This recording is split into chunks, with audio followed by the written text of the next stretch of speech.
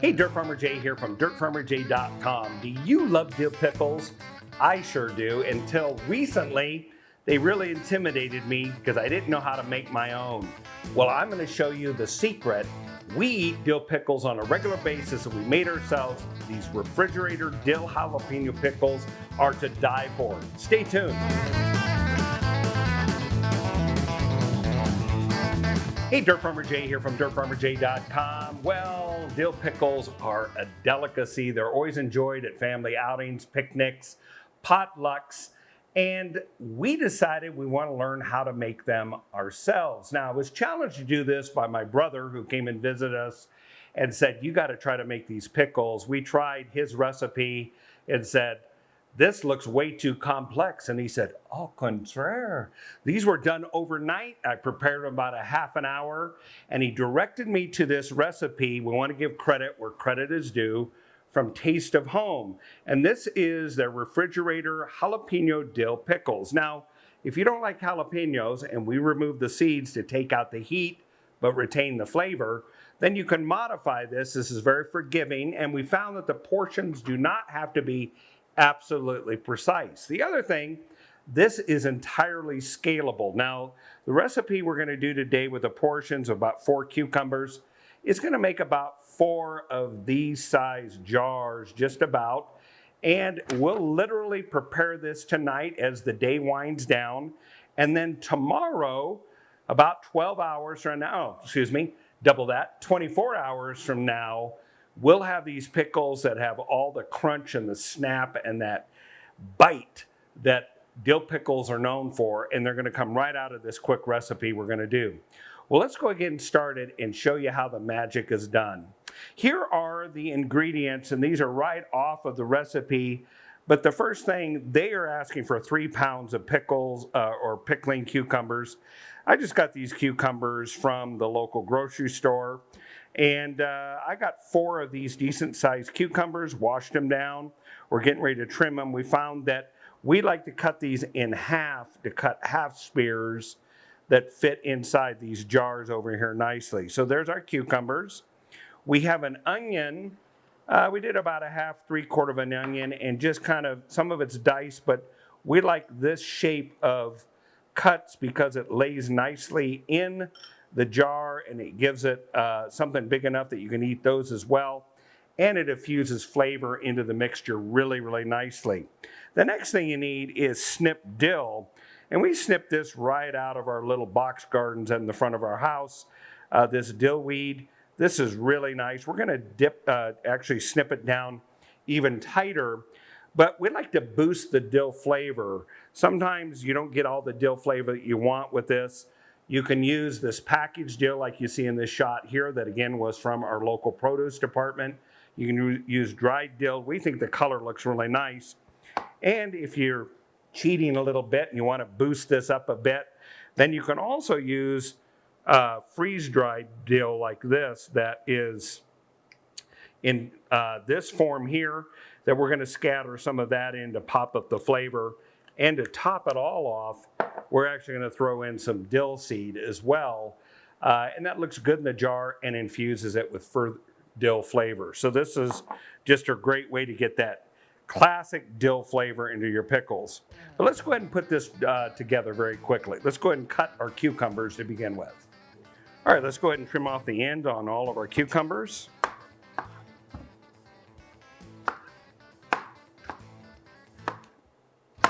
Make sure you use high quality cucumbers like this that have good body. You don't want to use something that's got lots of seed cavity or is overripe so it's really limp. You can see these have some firm body to them. So these are going to make some really nice dill pickles. Here we go. We're going to cut them in half like this.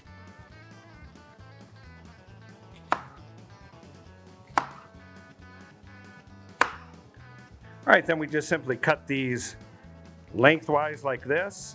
And you can see it has an undeveloped seed cavity there, which is about nice. And I like to cut these in just roughly thirds like that.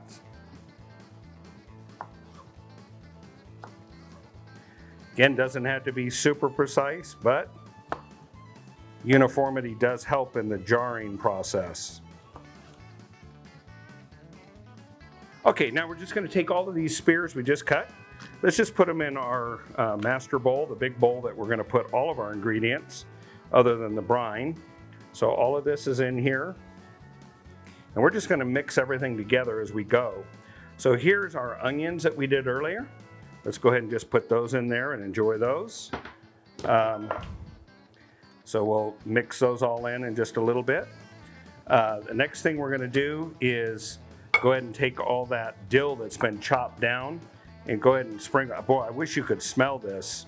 It's got that beautiful dill smell. Too bad the videos aren't scratch and sniff. So now we're just getting that all over there. And as I said, promised to pop this up, I'm actually going to throw a little bit of freeze dried in there as well, just to give it some more.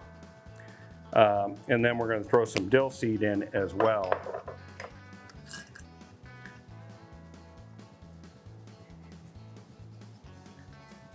Again, you notice I'm estimating quantities. The recipe that is provided to us by Taste of Home is a great launching point for you to experiment for the amount of heat you like, the amount of saltiness, the amount of dill flavor, how much onion, garlic, all those sort of things, so you get it dialed in to you and your family's tastes. All right, we're going to go ahead and get this garlic done.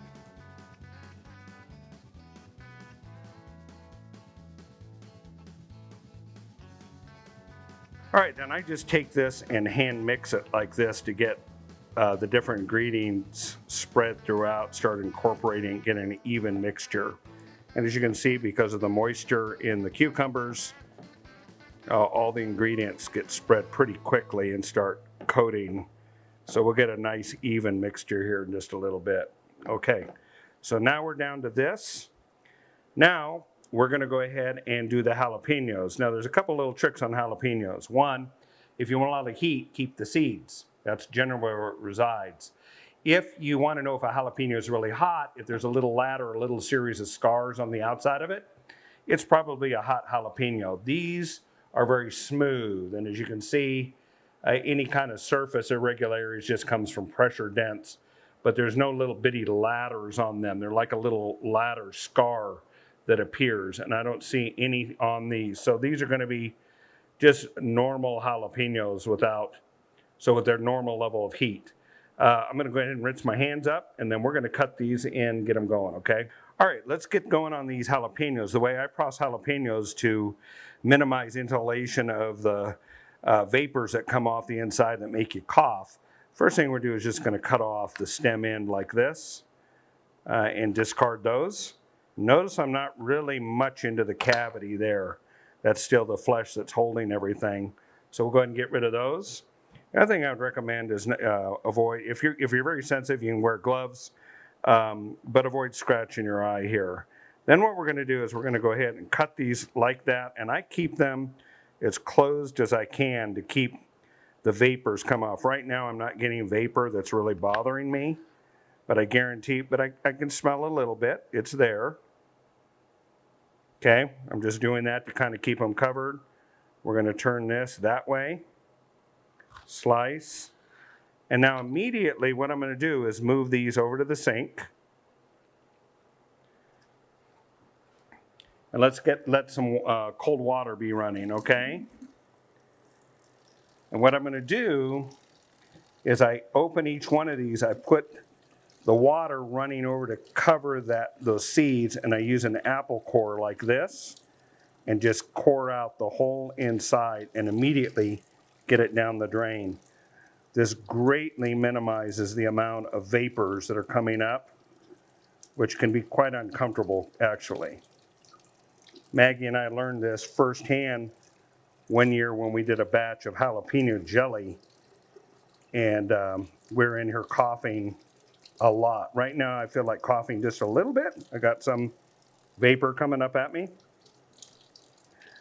And then we also found out that you don't touch your face, which Dirt Farmer Maggie accidentally. There it is. Accidentally did. So let's go ahead and get that out of there. Yep. Rob's in the background there going, how close should I be to this? Is this a nuclear reaction? There we go. I'll run that later. I'll be back in just a moment. All right, let's go ahead and process these. What I'm going to do is just cut them into strips like this, and then we'll cut them crossways to shorten up the strips. But this works out really well.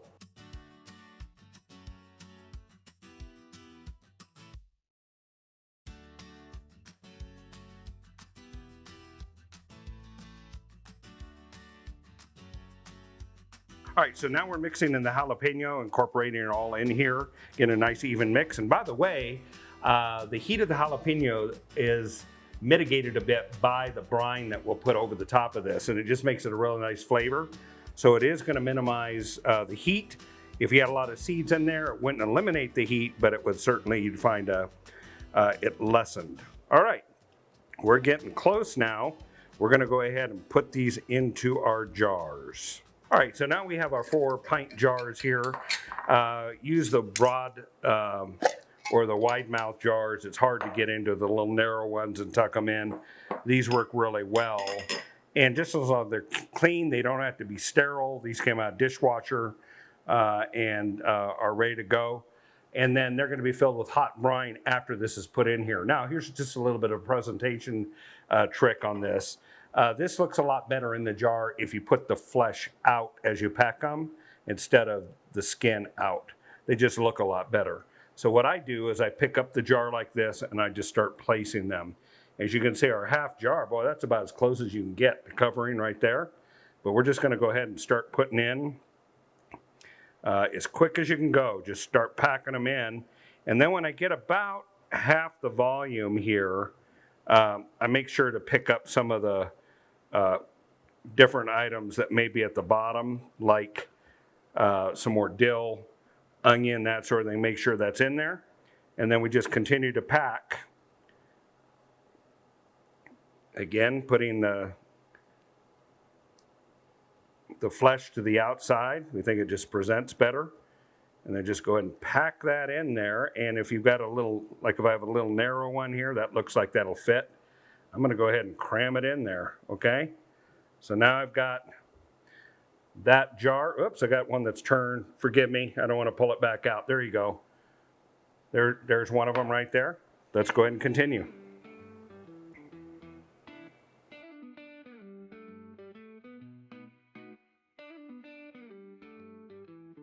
So we're on the home stretch here. We'll see how close we landed it with content.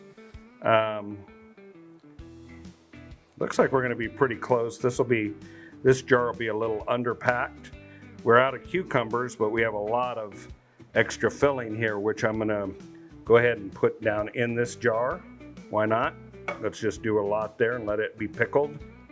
And then I'm gonna take a little bit extra of this, what I've got left over, and kind of top off the other jars because it'll lower itself or go down in as we pour the brine over it, okay?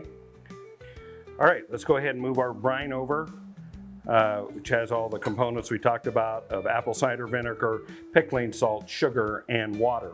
So now we're gonna go ahead and take these right here, and I'm just gonna use a ladling spoon, which happens to also be a measuring spoon. And we'll just start distributing this among the 4. So I'm just gonna set these up here. Again, this is not super precise. It's something the little ones in your kitchen can be a part of. So we're just gonna pour that hot brine over. You'll see it fills up pretty quickly because there's not a lot of space in there. And we'll just bring it up to the top like that and let it sit there for a few minutes. See if it settles in a bit.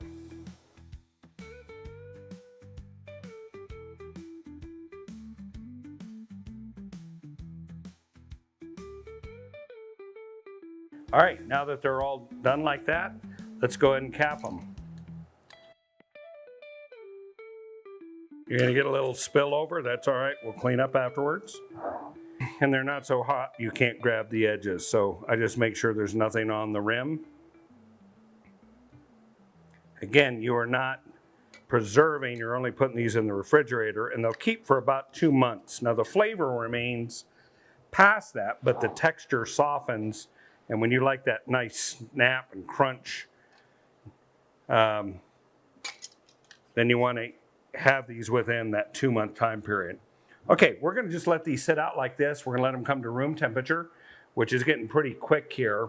We'll put them in the refrigerator, let them go for 24 hours, and then we'll return tomorrow, and I'll give you a visual taste test, and we'll go from there. We'll see you soon. Okay, 24 hours have passed. Matter of fact, a little bit past that. These have been refrigerating the entire time. You can see all the spices and everything in them. Let's go ahead and open one up and see what we get here. So we'll just pull a ring. Probably gonna get a little juice, that's okay. First thing I'm gonna do is just the sniff test. Let's see what we get. Oh my word, that quintessential dill pickle smell. No, it doesn't smell like jalapeno or anything like that, or onion. Just this really nice, even dilly, kind of a sharp smell. Okay, let's go ahead and fish out one of the spears. There we go. So we're gonna take that right there. You can see that it softened it up, but let's see if it's got some crunch. Here we go.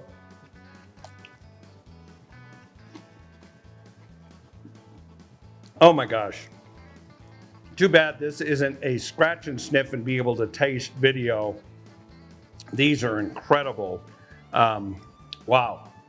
We're really gonna enjoy these. And as you saw, it only took about 25 minutes to prepare to get them in there. About a half an hour, let them sit overnight. These will be good for about 2 months before they really soften up and the texture isn't premium, but these won't last that long. So guests coming over and events we're going to, we'll serve these up. These are absolutely delicious. Try the recipe, download it. We've got it all down there in the description. Now you may have noticed in the background here that our refrigerator is a common type of refrigerator, dual door. Do you have one of these and the door isn't closing any longer? You have to push it or it stands ajar. Well, chances are it's a very common problem. Check out this video where we show you the most common problem and the part to change out that you can do in about 10 minutes. You're gonna love the results. And check out this other video that YouTube has chosen for you based on your interests that they think you're really gonna enjoy, and we'd enjoy it if you'd watch the video too. Until next time, this is Dirt Farmer Jay from dirtfarmerjay.com. I think I'm gonna eat a jar of pickles.